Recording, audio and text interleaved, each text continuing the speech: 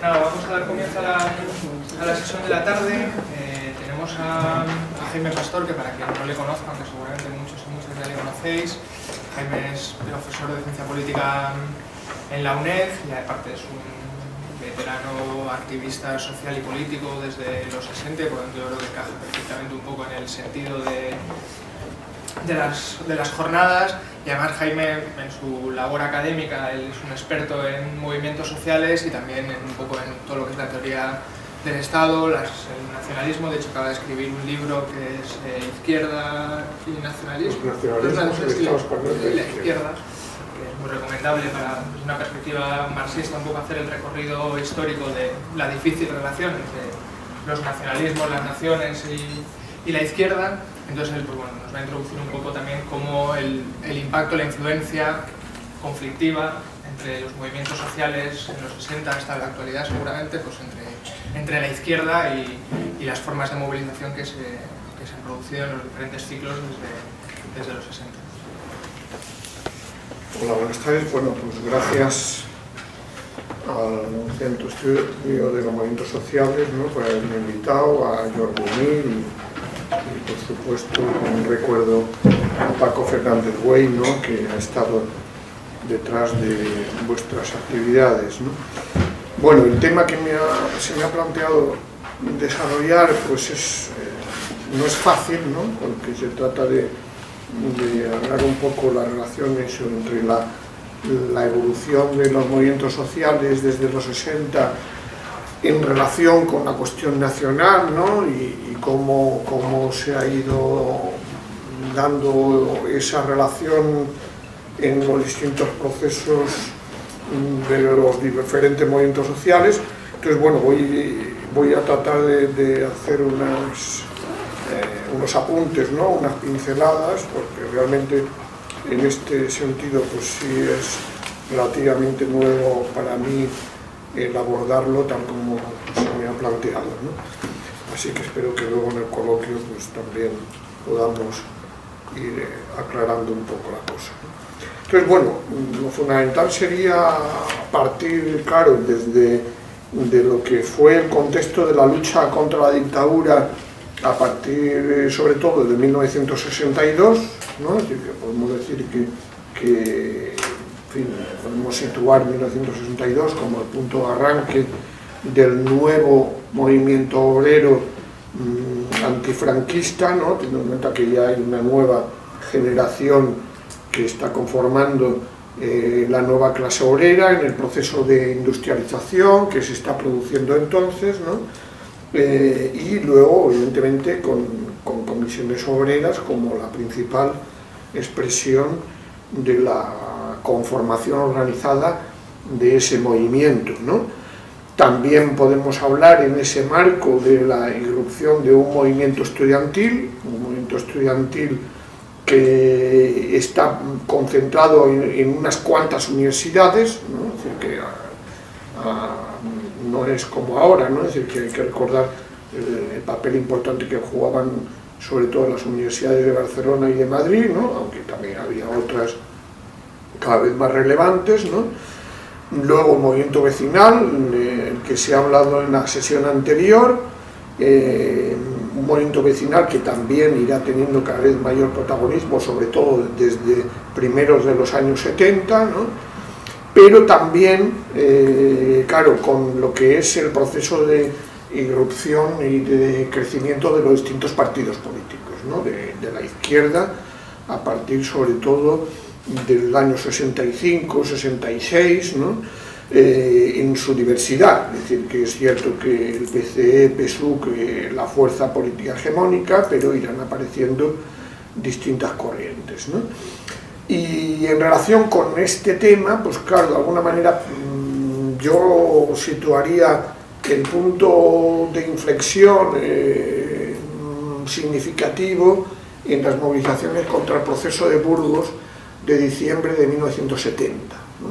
Sí, podemos decir que desde el 62 hasta el 70 lo que vemos es la centralidad de la lucha antifranquista en el terreno político y el protagonismo del movimiento obrero en la conformación precisamente de comisiones obreras como movimiento sociopolítico, ¿no? Eso es lo fundamental y lo que tiene, digamos, es decir, lo que es el eje, ¿no? El eje centrípeto, ¿no? Respecto a las distintas movilizaciones que se están dando, ¿no? El propio movimiento estudiantil, bueno, pues logra cierto protagonismo, incluso una radicalización mayor que el movimiento obrero al calor del 68, pero claro, evidentemente tiene unas limitaciones que quedan muy visibles con el estado de excepción de enero de 1969, ¿no? Cuando, bueno, pues después de haber instaurado, impuesto un sindicato democrático en Barcelona, en Madrid y en otros lugares, ¿no? Bueno, pues se ve descabezado y cortado en lo que de alguna manera es la minoría más activa del movimiento estudiantil, y bueno, está claro que no tiene ese potencial de radicalización del conjunto de la sociedad, ¿no?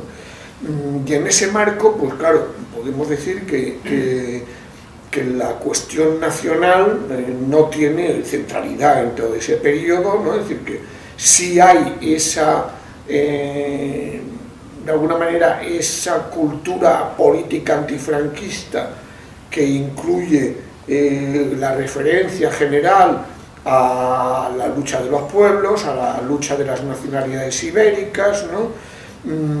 En ese marco, yo sí, bueno, como estuve en esa organización, pues tengo que hablar un poco de ella, ¿no? Creo que tiene ahí cierta singularidad las organizaciones Frente, ¿no? Es decir, el Frente de Liberación Popular, el Front Obrer de Cataluña y ESBA en Euskadi, porque es una organización que viene del catolicismo radical, ¿no?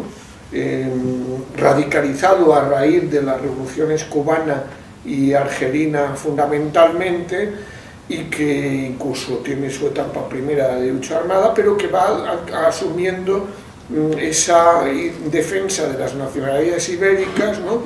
Y además un modelo confederal, ¿no? Es decir, que tiene esas tres organizaciones, y luego el propio FLP tiene 7, es decir, tiene una estructura también federal, ¿no? Y entonces, bueno, y en los estatutos que se aprueban, creo recordar, en 1963, hay esa defensa de derecho de autodeterminación de los pueblos y una apuesta por un federalismo de abajo arriba, diríamos, ¿no? Que de alguna manera trata de enlazar con una tradición. Pero bueno, evidentemente en el caso del PC está también la relación PCE-PSUC, ¿no? Y la asunción por parte del PSUC de la defensa de los derechos de las nacionalidades, ¿no? Y en el caso vasco, pues claro, está la irrupción de ETA a partir del año, vamos, del 57, pero sobre todo en los años 60, pues también aparece como una organización que empieza a conocer sus propios procesos de debate internos, ¿no?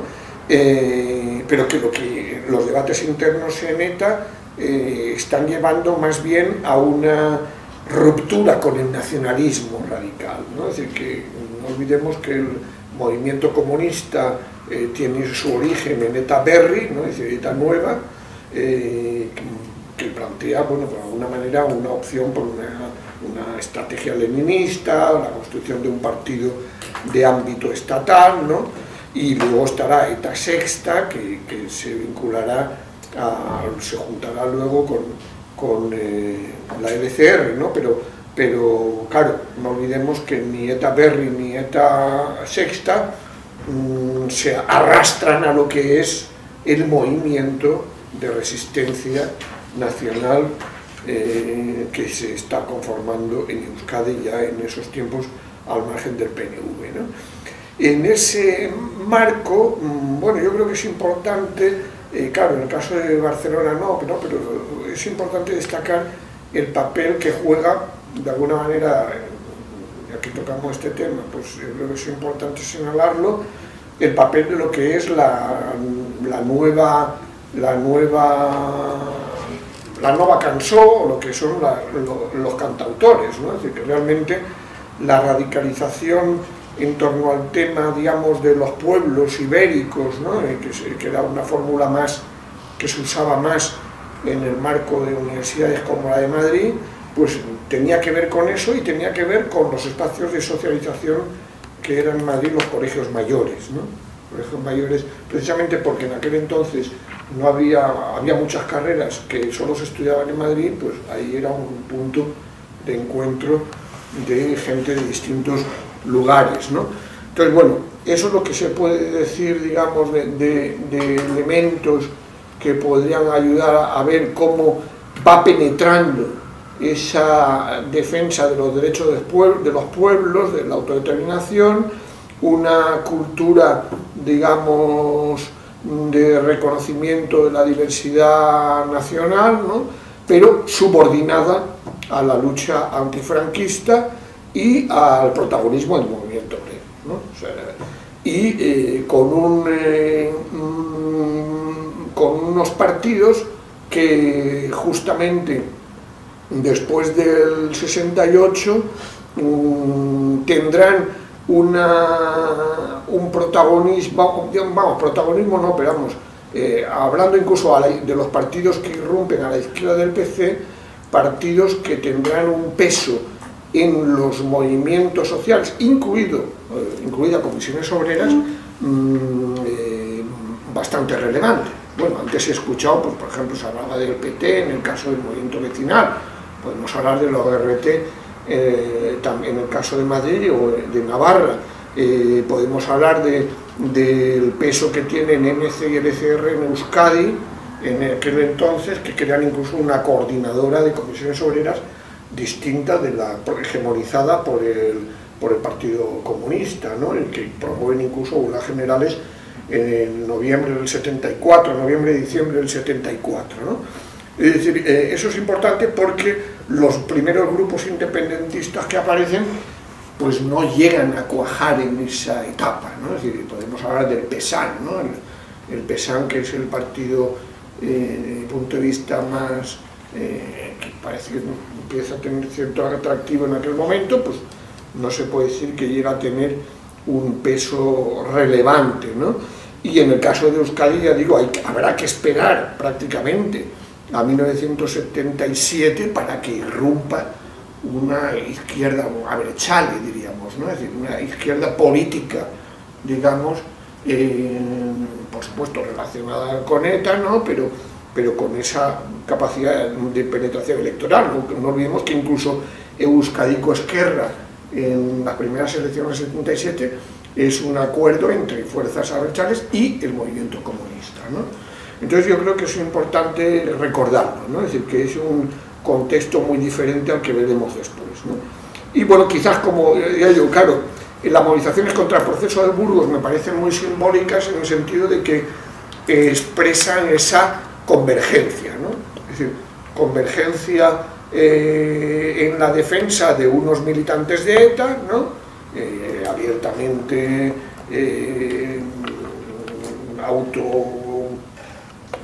autodefinidos como tales en el juicio, ¿no? Pero que tienen una defensa de abogados de distintas fuerzas políticas, ¿no? Y tienen una solidaridad bastante relevante. Y no olvidemos que acaba esa movilización con un indulto, ¿no? Es decir, que es una victoria, es decir, es algo que se ve como una victoria parcial. Es decir, que podemos decir que aunque la cuestión nacional no tiene centralidad, sí hay una solidaridad de los pueblos, porque de alguna manera los movimientos que están defendiendo los derechos de los pueblos, bien sea autonomía, autodeterminación, son movimientos hegemonizados por la izquierda, diríamos, ¿no? Y bueno, luego, como algo más anecdótico también en el caso de Madrid, pues sería el Festival de los Pueblos Ibéricos que hay en Madrid en mayo del 76, que viene gente de muy distintos lugares del Estado, ¿no? y que bueno, pues que ahí es un recorrido de distintos cantautores, La Bordeta, Raimon, en fin, bastantes, bueno, por supuesto alguno también como Luis Pastor y otros, ¿no? Entonces, claro, yo creo que eso es significativo, ¿no? La Autónoma de Madrid, es ese festival, ¿no? No olvidemos que estamos todavía bajo la dictadura, ¿no? Que es un festival que se impone, ¿no? Pero ya digo, que en resumen podemos destacar que sí hay esa sensibilidad y nadie protesta porque Raimon cante en catalán o alguien cante en euskera, ¿no? Porque realmente hay una lucha común, ¿no? Hay una lucha común en lo que es esa aspiración a una ruptura con la dictadura, ¿no? Luego podríamos hablar de la segunda etapa, que sería el tardofranquismo ya más concretamente y la transición política, donde, bueno, evidentemente ya vamos viendo procesos diferenciados, ¿no? En el caso de Cataluña está la Asamblea de Cataluña, que tiene su especificidad, no existe ningún organismo de este tipo similar fuera de Cataluña, ¿no? Que la Junta Democrática o Coordinación Democrática son estructuras interpartidarias, ¿no? Con algunos independientes, pero poco más, ¿no? Y tampoco hay, bueno, en fin, no hay más, ¿no? Y en el caso vasco, aunque creo que ya habéis hablado algo antes, ¿no? Pero eso es importante, claro, como ahí está ya la lucha antinuclear contra Lemonis, ¿no? Que bueno, que ya está teniendo su especificidad, porque está ligándola de alguna manera a una idea de Euskal Herria, a una idea de defensa de la tierra, ¿no? Pero bueno, todavía estamos ahí en un contexto de incertidumbre sobre cómo se va a ir produciendo la transición política y finalmente, pues claro, el desenlace es un desenlace de reforma pactada, ¿no? De pacto en torno a lo que es de alguna manera mantener determinadas instituciones procedentes del franquismo y bueno, instaurar libertades, determinados derechos y demás, pero dentro de la configuración de un régimen de la reforma, que claro que en la cuestión nacional precisamente es donde muestra su principal déficit, ¿no? Fundamentalmente en el caso vasco, ¿no? Porque es verdad que en Cataluña sí que hay un apoyo mayoritario a la Constitución, pero no así en Euskadi, ¿no? Y claro, a partir de entonces, teniendo en cuenta además que hay una desmovilización obrera relativa, ¿no? Y vecinal, por lo que también elementos que se han señalado antes, ¿no? Es decir, a partir del 77, es decir, estamos en ese momento es cuando ya podemos decir que la centralidad de los partidos políticos es muy superior a la etapa anterior, ¿no? Es decir, que ahí es una obsesión, una dinámica competitiva creciente dentro de la izquierda por un reforzamiento de los distintos partidos, ¿no? Pero al mismo tiempo una crisis rápida, ¿no? Es decir, que en el caso español tenemos eso, ¿no? Es decir, la irrupción tardía legal de los partidos y la crisis prematura, ¿no? Es decir, la crisis prematura que afecta, por supuesto, al Partido Comunista en el 80-82, ¿no? Pero que afectará también a la izquierda radical, ¿no? La izquierda radical, después del 82, prácticamente está reducida solo al movimiento comunista, Vía Comunista Revolucionaria, fundamentalmente, pero ya con una creciente pérdida de centralidad en el plano político, ¿no? Y entonces, claro, asistimos a lo que es la conformación del Estado autonómico, y a lo que será la progresiva configuración, pues, de subsistemas políticos, ¿no? Y de marcos políticos, en fin, de estructuras de oportunidad, como se suele emplear en nuestro área, ¿no? Distintas, ¿no? Teniendo en cuenta que, claro, la Constitución es muy rígida en lo que es pues, facilidades de iniciativa legislativa popular, referéndum, etc., ¿no? Entonces, en ese marco, pues lo que veremos es pues, la presencia de un despegue, es decir, a pesar de eso, es decir, a pesar de la centralidad de los partidos políticos y de la crisis del movimiento vecinal, la relativa crisis de perspectivas del movimiento estudiantil también, ¿no? Y la dinámica competitiva entre comisiones obreras y UGT por la hegemonía sindical, ¿no?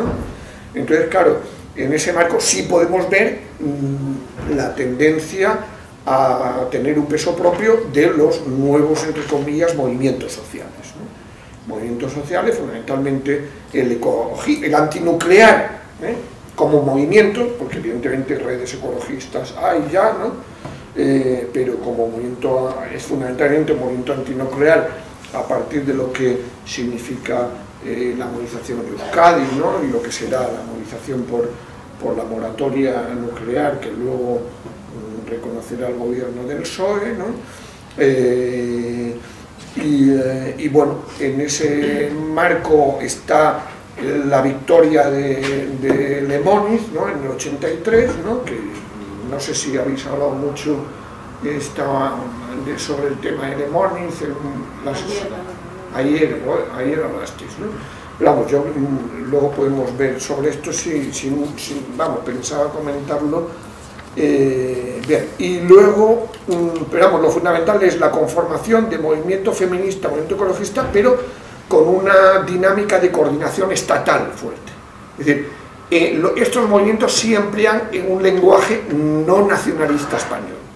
Eso sí es evidente a partir de entonces, ¿no? Es decir, se autodefinen coordinadora estatal, ¿no?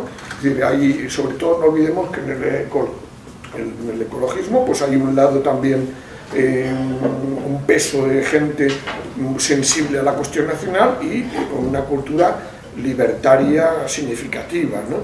Y en ese marco, bueno, pues lo más importante en los 80, en la primera mitad de los 80, es por supuesto el movimiento anti-OTAN, ¿no?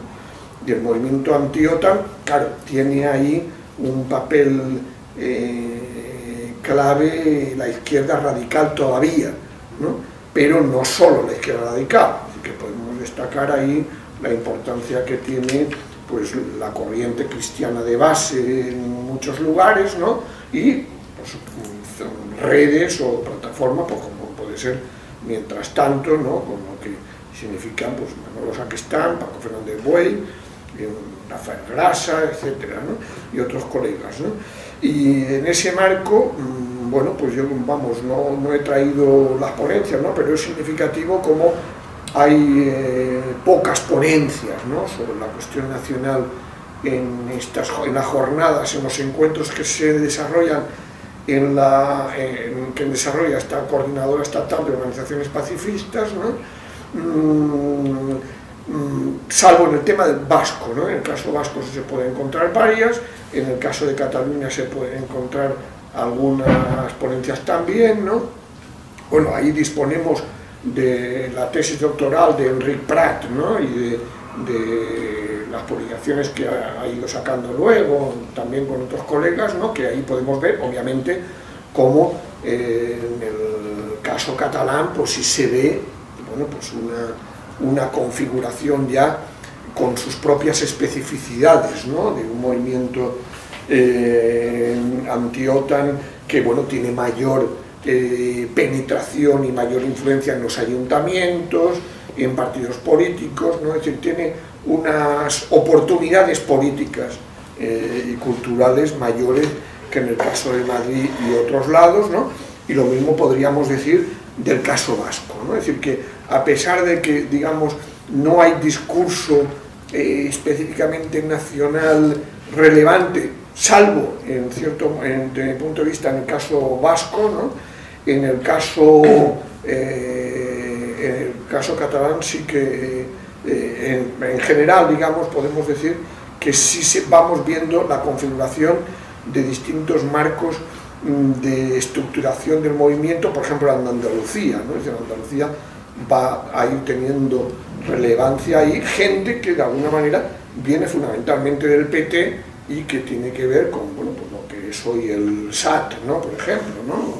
Lo que es la CUT, ¿no? Es decir, gente que asume una cultura ecopacifista radical, ¿no? Y bueno, yo creo que la confirmación de espacios diferenciados, progresivamente diferenciados de movimientos sociales se verá con los resultados también del referéndum OTAN, ¿no? Que el referéndum OTAN sale no mayoritariamente en Euskadi, Navarra, Cataluña y Canarias, ¿no? Cuando en el resto del Estado pues hay un sí mayoritario, ¿no? En medio de todo esto, pues claro, está el factor ETA, ¿no? El factor ETA como un obstáculo importante que se estará viendo a escala estatal, ¿no? Y también en el propio marco vasco, ¿no? Es decir, que ahí, bueno, yo no sé si habéis tratado mucho esto en el movimiento ecologista, ¿no? Pero claro, yo no sé si conocéis este libro de Benjamín Tejerina, de la sociedad, movimientos sociales y cambio cultural en España, la sociedad imaginada, que se basa en entrevistas con mucha gente de movimientos sociales desde finales de los 70, vamos, desde primero de los 70 hasta ahora, ¿no?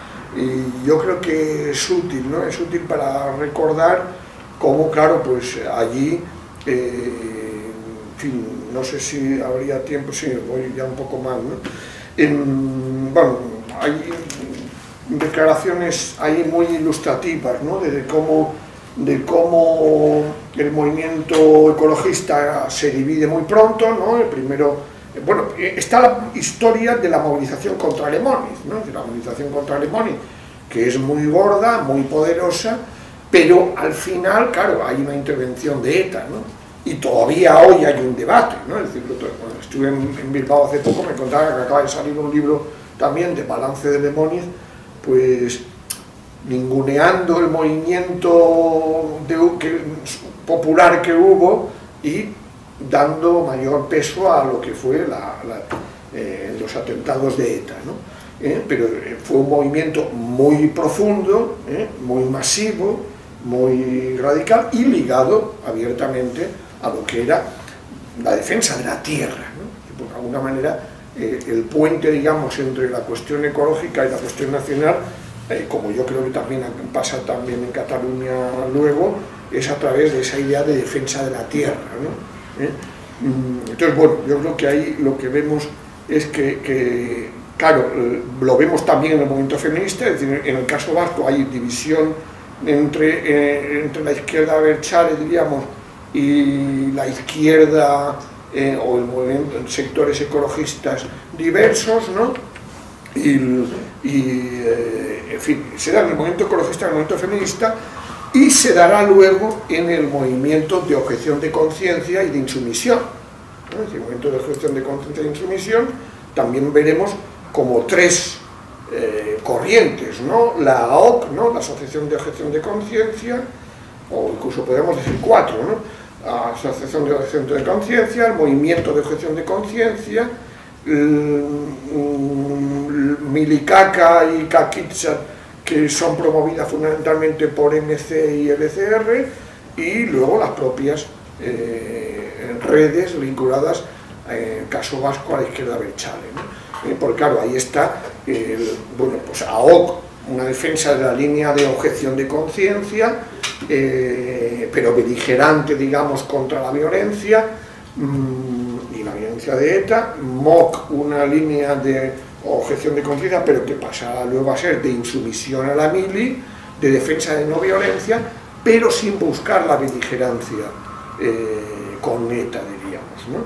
Lo mismo en el sentido, es lo que estará haciendo también Kakitsa, ¿no? Y en cambio, pues claro, en la izquierda abertzale, en la primera etapa, hay ese discurso de, no recuerdo bien, se decía la mili con los milis, ¿no?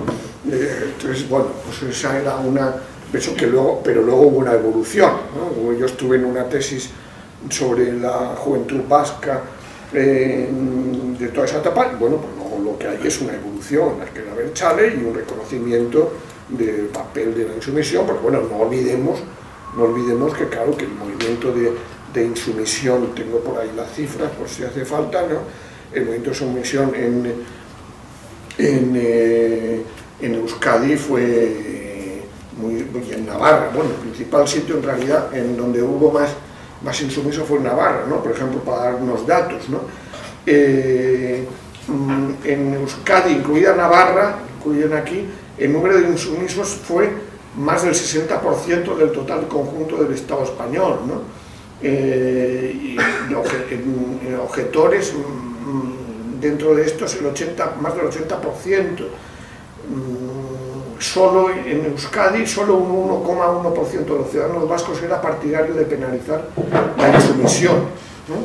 En España era el 15%. En fin, lo que vemos es que, bueno, que evidentemente eso estaba facilitado también por la cuestión nacional, ¿no? Por la percepción que había mayor de rechazo a la mili ligada a sentimientos de ajenidad respecto al ejército español, ¿no?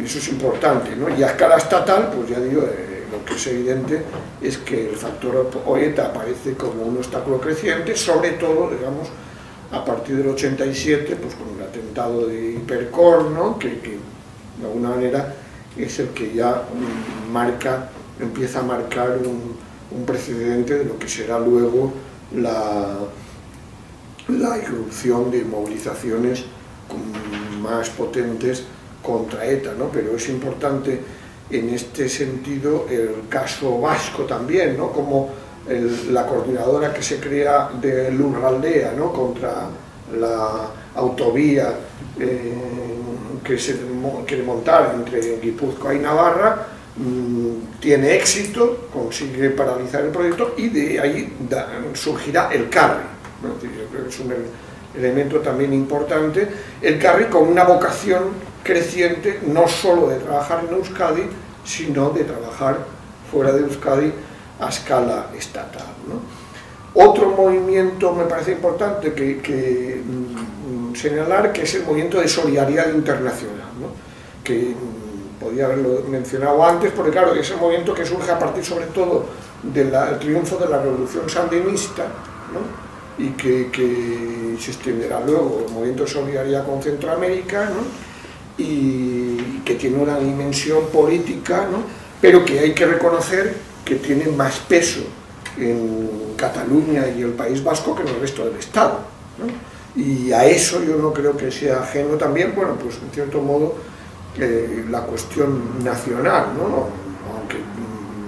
Aunque pueda ser, ya digo, no sé, en el caso catalán no lo conozco bien, ¿no? Pero en el caso vasco, vamos, también la izquierda radical, también los sectores cristianos están implicados en ello, ¿no? Pero creo que tiene su especificidad, ¿no? Comparando con el arraigo que tiene en el resto del Estado, ¿no? Y luego estaría el movimiento Ocupa, ¿no? El movimiento Ocupa también con sus particularidades, ¿no? Pues se movería entre lo local y lo global, ¿no? Que, vamos, tampoco soy un experto yo en el movimiento Ocupa, ¿no? Pero que, bueno, también tiene una dimensión muy ligada a lo que es el movimiento insumisos, ¿no? Es decir, muchos de ellos vendrán del movimiento de insumisión, ¿no? Y bueno, pues no se puede decir que el discurso nacional tenga un peso relevante entonces, pero parece que de alguna manera de esos centros sociales ocupados irá surgiendo también una parte de la gente que estará luego pues, en lo que serían corrientes independentistas, anticapitalistas, ¿no? Bueno, en el caso vasco es evidente, en el caso catalán, pues vosotros lo conocéis mejor, ¿no? Pero en fin, por lo tanto ya digo, en los 80 podríamos ver cómo sí se van conformando espacios políticos específicos, mapas sociopolíticos diferenciados de los movimientos sociales, pero todavía se puede decir que hay una mayor centralidad de la movilización a escala estatal. Es decir, que hay marchas a Madrid en las campañas anti-OTAN o en el tema de la insumisión, porque realmente hay coordinación de iniciativas a escala estatal muy importantes, ¿no? Es decir, que haya de alguna manera una relación más equilibrada entre lo estatal y los procesos que se están dando de configuración de esos mapas diversos, ¿no? Y un lenguaje en los movimientos sociales que es un lenguaje, digamos, no explícitamente plurinacional, pero sí, bueno, pues de hablar de la existencia, reconocer la existencia de distintas nacionalidades, es decir, no imponer la centralidad de Madrid en estos movimientos, ¿no? Sino buscar fórmulas más consensuadas en lo que son esas coordinadoras, ¿no? Y por cierto que todo esto, el movimiento feminista pues sigue siendo uno de los mejores supervivientes, ¿no? Es decir, la coordinadora estatal de organizaciones pacifistas es una coordinadora que, bueno, sigue existiendo como tal, ¿no? Que evidentemente no tiene la relevancia que pudo tener en los 80, pero que, como hemos visto, pues hizo hace 2 años, ¿no? O 4 años. Hace unos pocos años hizo las jornadas estas de Granada, ¿no? En las que, bueno, pues demuestra su capacidad también de conectar en mayor o menor medida con nuevas generaciones, ¿no? Entonces, claro, pues yo creo que eso es lo que se podría señalar en esa etapa de los 80, ¿no? Pasando ya a los 90 podemos decir que ya el contexto es más, va inclinándose más a favor de los marcos nacionales, salvo en el caso del movimiento ecologista, afortunadamente, ¿no? Es decir, que podemos decir que durante todo este tiempo hemos visto la aparición de cantidad de redes de grupos ecologistas en muy distintos lugares, ¿no? Es decir, de alguna manera de lo que es la primera etapa fundamentalmente antinuclear a una asunción de un ecologismo social más acentuado, ¿no? Que llegará al 98 a la conformación de Ecologistas en Acción.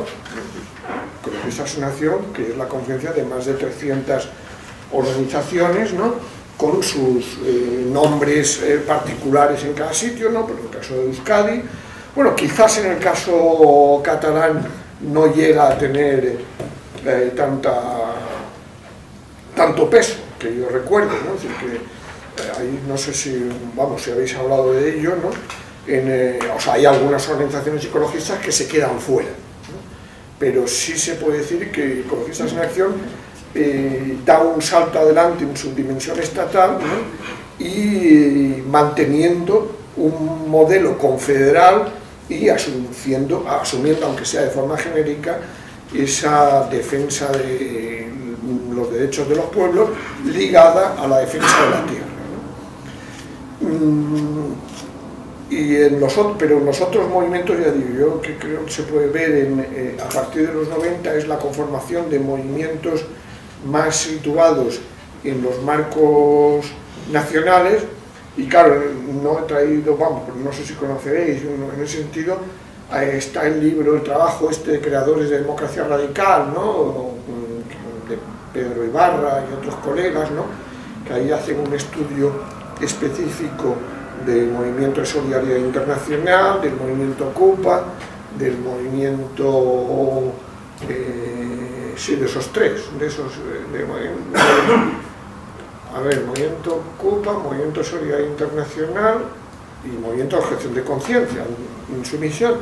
Claro, en ese marco, en los 90, claro, estamos viendo también cómo en un contexto, digamos, que claro, que no lo he dicho hasta ahora, ¿no? Pero claro, no olvidemos que después de la frustración de la transición, los 80 son un periodo intermedio de transición, diríamos, bueno, Paco Fernández Buey, ¿no? en la introducción al libro de Enric Prat, ¿no? Hablaba de movimiento anti-OTAN, estos momentos como la otra cara de la transición, ¿no?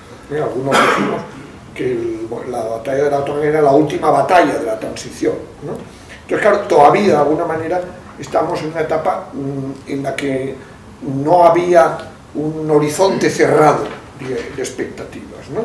Pero claro, los 90, en un contexto de eclipse estratégico y además limitado horizonte de expectativas, facilita todavía más la conformación de estos marcos nacionales, porque de alguna manera los movimientos sociales, junto a la dimensión más expresiva, más simbólica de su protesta y de construcción de identidades, bueno, pues también está la búsqueda de éxitos parciales, de logros parciales, ¿no? Y en ese marco, pues claro, la estructura de oportunidad que se va conformando en esos contextos en relación a políticas públicas ya es más favorable que la que se pueda dar a escala estatal, ¿no? Es decir, podemos decir que claro que si ya el movimiento anti-OTAN había logrado una penetración en ayuntamientos y demás muy superior, bueno, en el caso catalán o vasco, pues claro, lo que vemos ya en esta etapa de los 90 es que se influye más o menos, ¿no? Por supuesto, no son tampoco grandes éxitos, ¿no? Pero se influye más o menos en esos marcos, ¿no? Y para ir ya acabando, claro, y dando un salto rápido, pues claro, llegamos luego al movimiento antiglobalización, que es un movimiento que es el reflejo de ese nuevo activismo transnacional. Bueno, he olvidado, claro, el subproducto de ese eclipse estratégico, de esa falta de horizontes, son las ONGs, ¿no? Las ONGs, la proliferación de ONGs que se da en contextos catalán y vasco muy superior, en mi opinión, al que se da en estos estados, también favorecido por las políticas públicas, por las ayudas y subvenciones que vienen con los ayuntamientos, por varios ayuntamientos, con los efectos contradictorios que tiene ello, ¿no? Porque no es fácil combinar protesta, propuesta y gestión de proyectos, ¿no? Entonces, en esa tensión, pues lógicamente, pues ahí también hay una pérdida de fuerza de los movimientos sociales, ¿no? En beneficio de esa labor más de gestión de alternativa. Pero bueno, esto no tiene que ver tanto específicamente con lo que me toca a mí hablar, ¿no? Y el movimiento antiglobalización, podemos decir, claro, que es un movimiento que se mueve entre lo local y lo global, ¿no? En ese nuevo activismo transnacional, ¿no? Pero con poca referencia, digamos, a la cuestión nacional, ¿no? Y por lo tanto podemos decir que claro, que lo que se va reflejando a partir del 2000 es a un distanciamiento o a una relativa separación, es decir, a dinámicas diferentes, ¿no? Dinámicas muy específicas en el desarrollo de los movimientos sociales, centrados en uno o varios temas, o en el caso del movimiento anticolonización como movimiento de movimientos en la confluencia de distintos temas, pero fuera de las nacionalidades, diríamos, la cuestión nacional no tiene un papel relevante, ¿no? Y claro, reflejo de ello será como en las nuevas generaciones no hay, todo ello, claro, favorecido por la falta de esfuerzo por parte de la izquierda de ámbito estatal de fomentar una cultura federalista, plurinacional, ¿no? Pues todo lo que explica, pues claro, pues cuando vemos la irrupción del 15M, pues claro, el 15M, esta cuestión no aparece como una cuestión significativa fuera de... Bueno, incluso, ¿no? Es decir, que si vemos, hay un estudio sociológico que se ha hecho sobre el 15M en Bilbao, ¿no? No sé si en Barcelona se ha hecho alguno, ¿no? Supongo que sí. Y evidentemente, incluso en el caso vasco y el catalán, por lo que conozco, la gente nueva no es gente que tenga que ver con, de alguna manera, la radicalización en torno a la cuestión nacional, ¿no? Lo cual refleja, pues eso, dinámicas diferentes, ¿no? en los procesos de radicalización de la juventud, ¿no?, en los distintos marcos del Estado, porque la generación anterior de los 90 no ha difundido tampoco valores y esa cultura de tipo federalista plurinacional, lo cual hace que cuando se entran en los debates sobre procesos constituyentes, bueno, pues realmente no haya todavía de alguna manera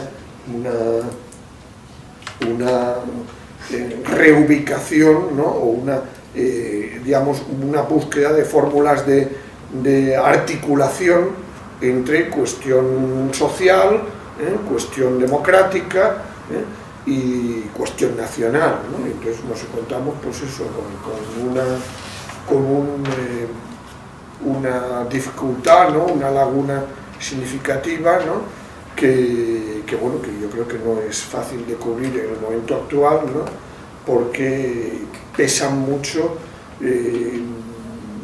la centralidad de la crisis sistémica, ¿no?, en el conjunto del Estado, y la percepción fuera, sobre todo, de Cataluña y Euskadi, pero también dentro de estos lugares, por parte de sectores significativos de movimientos sociales, de que esta cuestión nacional de alguna manera debilita o puede dividir en esa lucha común contra la crisis, ¿no? Bueno, esto es lo que he podido preparar, ¿no? Aunque ya digo, creo que sí, para dar un lado optimista, ¿no?, sí diría que en cierto modo sí podríamos señalar que como está pasando, no me gusta copiar modelos, ¿no?, pero como está pasando en América Latina, es decir, podemos ver una forma de una nueva articulación entre estos distintos ejes o líneas de fractura o clivajes, como queramos llamarles, en torno a lo que sería conformación de movimientos ecoterritoriales, ¿no?, buscando, o ecosociales territoriales, ¿no?, es decir, una idea de defensa de los bienes comunes, ¿no?, de lo común, que permita ligarlo con la defensa de los derechos de los pueblos, ¿no? Y dentro de esos derechos de los pueblos, pues evidentemente están los derechos nacionales, ¿no?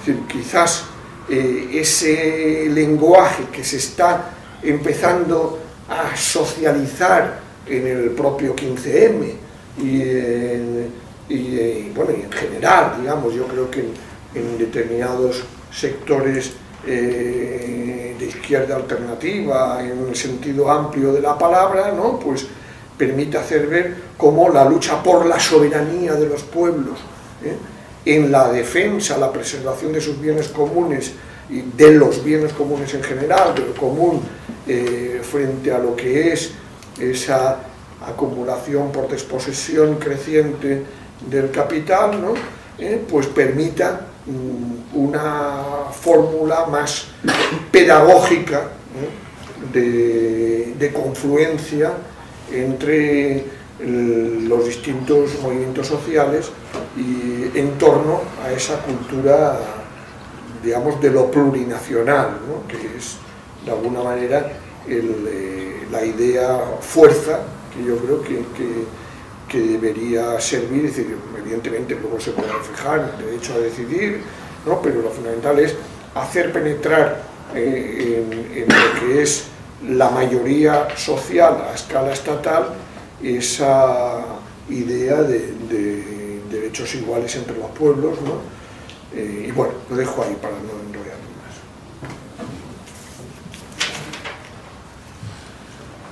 más. Así que bueno. Hay cuestiones, comentarios. Yo quisiera dar una cosa. Aquí, es decir, se dieron unas confluencias que en otros lugares seguramente no se dieron, ¿no? Y en algunos lugares, no en todos, ¿no?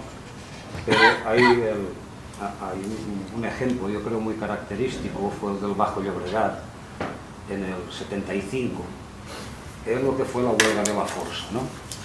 Es muy curioso porque, viendo hoy, se buscan, ¿no?, las fotos de la huelga de la Força, está por un lado la reivindicación de la readmisión de los 151, 152 despedidos que hubieron, pero al lado de esto, junto con los carteles, hay un cartel apoyando la huelga de la Força del Congreso de Cultura Catalana.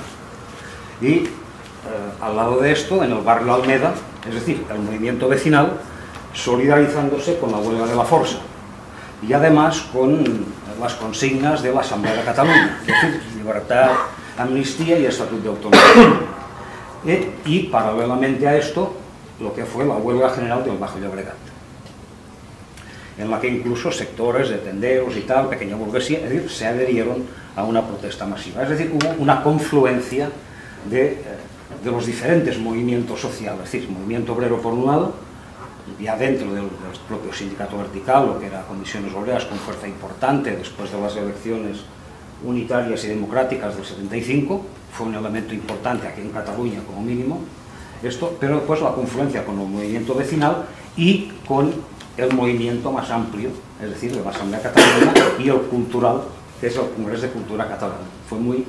Es muy significativo que esta alianza no se dio en todas partes, pero como un elemento característico de lo que supuso un avance y una consolidación de lo que podríamos llamar la izquierda radical antifranquista en aquel momento, ¿no?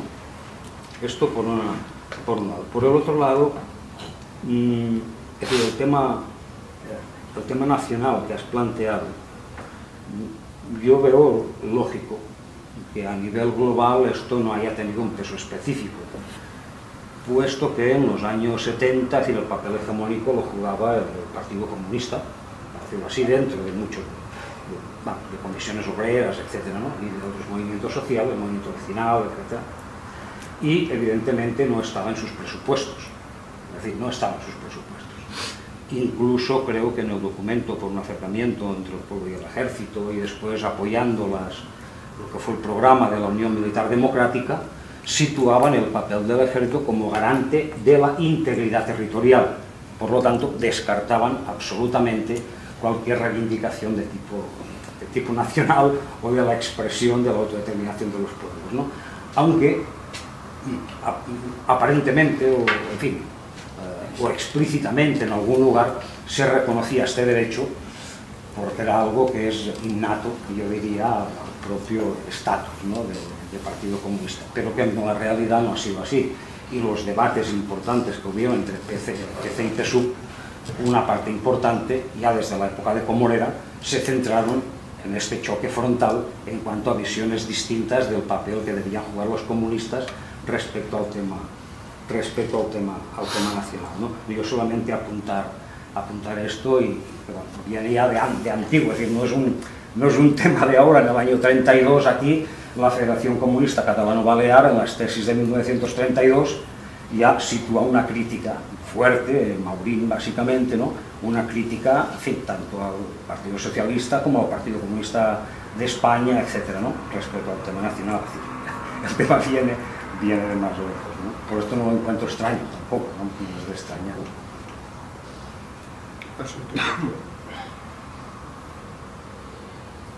¿Contesto entonces? Bueno, lo más que lo de Cataluña es, vamos, vosotros aquí estaréis gente más enterada, ¿no? Yo creo que, claro, por un lado, evidentemente, bueno, yo sí, no quiero hacer propaganda en mi libro, pero yo me reivindico las tesis de Joaquín Maurín, ¿no?, en los años 30.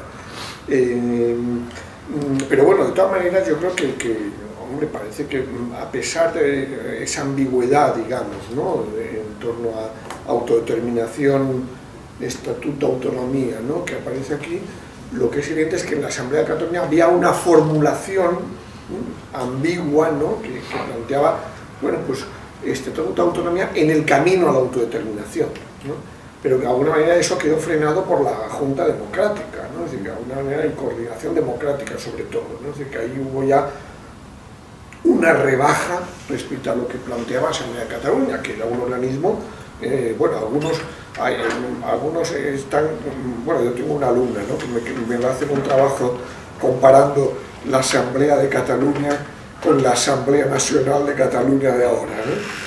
Pero bueno, muy diferentes, ¿no?, pero ha propuesto hacer ese trabajo.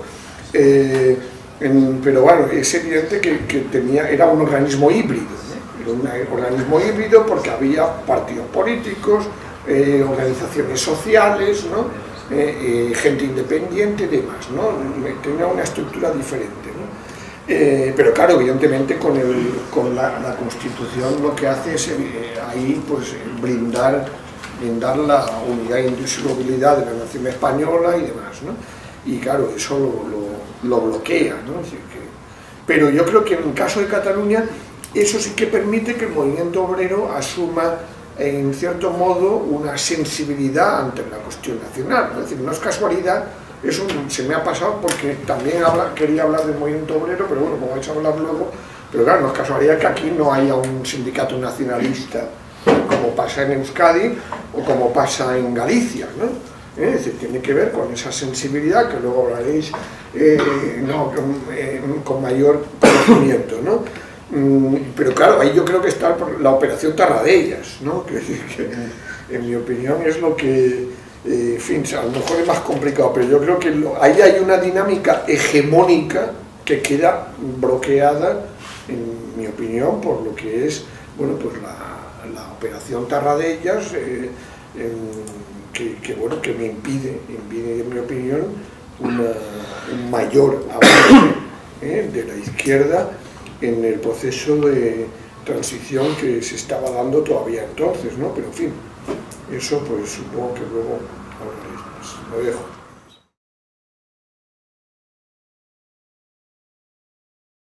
Bueno, en fin, ya que me haces la pregunta, ¿no? Pues ¿qué diría? Hombre, yo creo que vamos, como balance positivo, yo creo que sí se puede decir que todos los movimientos generales, sociales en general, ¿no?, han ido asumiendo una cultura confederal, organizativa, ¿no? Quizás, claro, no sé si lo hablaréis luego, pero claro, en el tema nacional, ahí yo creo que sí se puede ver dinámicas divergentes, aunque, digamos, respetadas mutuamente, ¿no? Es decir, que hemos visto comisiones obreras y UGT que apoyan aquí la diada del 11 de septiembre, pero las cúpulas sindicales de comisiones obreras y UGT a escala estatal no han dicho ni una palabra a favor de esa diada, ¿no? Es decir, que ahí yo creo que hay esa contradicción, ¿no? Es decir, hay un respeto de la soberanía de los sindicatos catalanes, pero no hay un esfuerzo por parte de las direcciones sindicales a escala estatal por difundir ese mensaje. Cuando yo por lo menos lo he utilizado en Madrid en mis debates, yo a la gente le digo, bueno, en fin, yo no soy un nacionalista, ¿no? Pero digo, preguntaros qué ha podido pasar para que comisiones obreras y UGT en Cataluña convocaran a la diada, ¿no? En fin, para que la gente piense que, bueno, que en todo caso debía ser un movimiento muy potente como para conducir a eso, ¿no? En fin, entonces yo creo que eso, es decir, a pesar de eso, yo digo, lo positivo de toda esta cosa es que ha cuajado esa cultura confederal, ese respeto de las autonomías, de las soberanías de los colectivos a su escala respectiva, ¿no? Quizás yo creo que el que mejor lo practica es el movimiento ecologista, ¿no? Y bueno, pues ya digo, la experiencia de supervivencia de ecologistas en acción, que bueno, todos los años hace su asamblea en el puente este de la Inmaculada Constitución, ¿no? Y bueno, pues hay ahí una socialización de sus experiencias, ¿no? Y de cara afuera, bueno, pues yo creo que lo importante es, claro, lo negativo de toda esta etapa, evidentemente yo creo que ha sido sobre todo el tema de ETA, ¿no? Es decir, el tema de ETA ha sido un instrumento del nacionalismo español muy poderoso, muy útil, ¿no? Y bueno, pues nos ha perjudicado. Es decir, que claro, en sitios como Madrid, pues solo hemos podido hablar de plurinacionalidad y de autodeterminación cuando ha habido tregua. Fuera de los momentos de tregua era imposible introducir este tema en el debate político, ¿no? Entonces, bueno, yo creo que en ese sentido ahora pues hay un nuevo contexto, ¿no? Es decir, hay un nuevo contexto en el que de alguna manera, para emplear viejos términos, ¿no? Hay unos enemigos comunes, ¿no? Que es la dictadura de la Troika, ¿no? Y quienes están detrás, ¿no? Y demás, ¿no? Contra eso, pues lo que venía a decir antes al final de la exposición, ¿no? Es decir, contra eso, la idea de soberanía se puede plantear en términos plurales, incluyentes, tanto de los pueblos que no han podido tener derecho a decidir, como en los pueblos que aun estando cómodos en su estado, no tienen enajenada su soberanía, ¿no? Y por lo tanto, en esa idea de soberanía compartida de los pueblos en torno a la defensa de sus bienes, de sus derechos, ¿no? Bueno, pues yo creo que ahí se puede ir introduciendo una cultura que ya digo, en mi opinión, debería ser confederalista, ¿no? Evidentemente respetando lo que cada pueblo decida cómo relacionarse, ¿no? Pero buscando, por supuesto, eso, no negar ninguna escala de lucha, ninguna escala de conflicto, pero buscando algo que le gustaba decir a Daniel Ben Said, ¿no? Practicando flexibilidad en las escalas, ¿no? Combinando escalas en función de los objetivos y de las conquistas parciales que puedas lograr, ¿no? Eso es lo que se puede. Bueno, pues ya si tenéis algo más. Muy bien. Hemos escrito bastante porque son las 6:30, nos hemos pasado media hora de lo previsto. Molt bé, pues gràcies. Moltes gràcies per venir.